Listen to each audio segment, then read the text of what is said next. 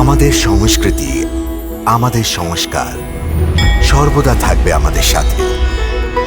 ভারতের মহান গ্রন্থ আর কাব্যের সম্পূর্ণ সংকলন। সাবস্ক্রাইব করুন তিলক। অক্ষ পুত্রদের মধ্যে একজন ছিল। যদি ওই একজন পুত্রের প্রতিশোধ নেওয়ার জন্য আমাকে বাকি 99 জন পুত্রদের দেহকে মৃত্যুর মুখে ছেড়ে দিতে হয়, তাহলে আমি ওইটাই করব। না স্বামী না, এখন আপনিও আপনার মুখ দিয়ে এই ধরনের অশুভ কথা বলছেন। মায়াবতী, এইটা অশুভ কথা নয়, এইটা আমার তর্ক। 99 এর বিরুদ্ধে একজন প্রদ্যুম্ন ও কি করতে পারবে? এই কথা বোধহয় ভানুমতীও ভালো করে বুঝে গেছে। সেই জন্যই ও প্রদ্যুম্নকে নিজের আঁচলে লুকিয়ে আর নিজেও নিজের মুখ দেখে কোথাও পালিয়ে গেছে। আর তা না হলে বৃত্তাসুর ওই দুজনের ক্রিয়াকর্ম করে এতক্ষণে ফিরে আসতো। মায়াবতী, এতক্ষণ পর্যন্ত ফিরে আসতো।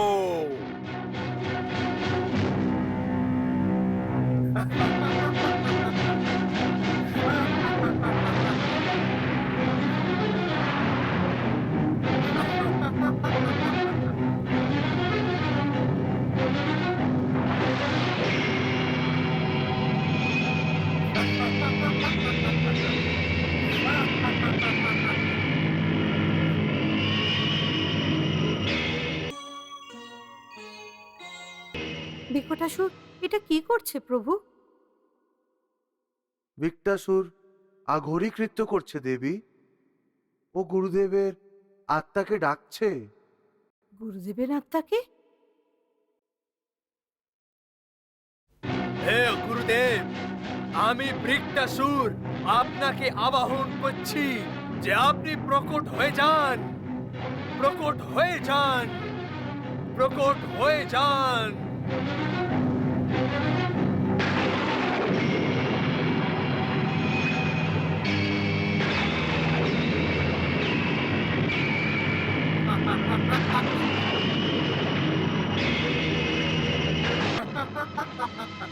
প্রণাম গুরুদেব।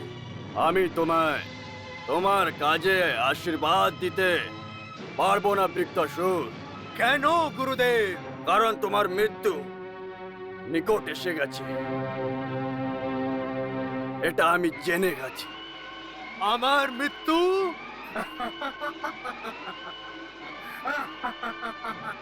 গুরুদেব, আমাকে সমরাসুর ছাড়া আর কেউ মারতে পারবে না, কেউ না।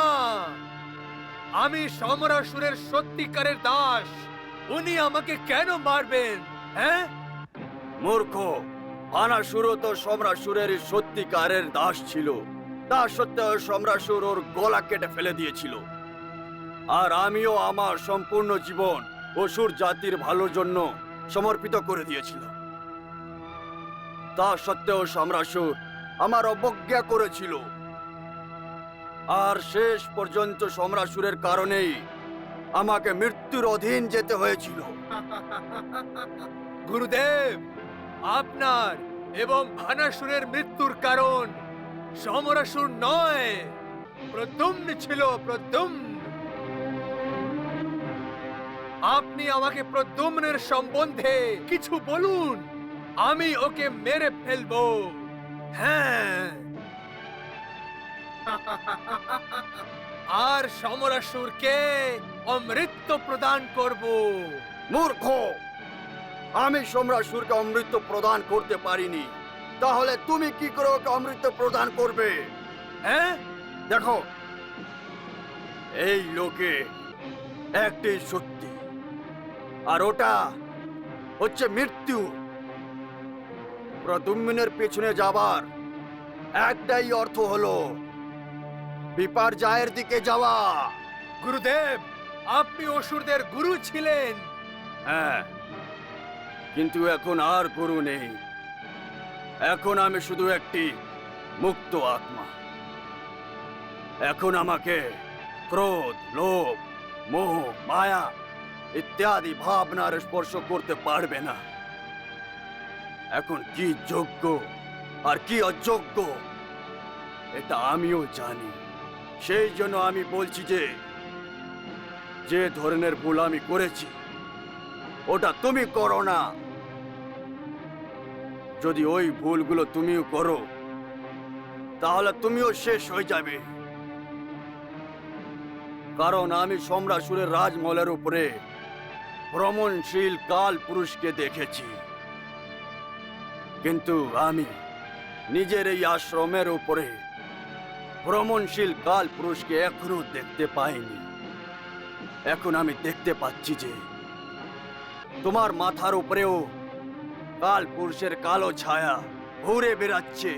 গুরুদেব, আপনি আমাকে ভয় দেখানোর চেষ্টা করছেন কেন? আমাকে বলুন যে প্রদ্যুম্ন কোথায়?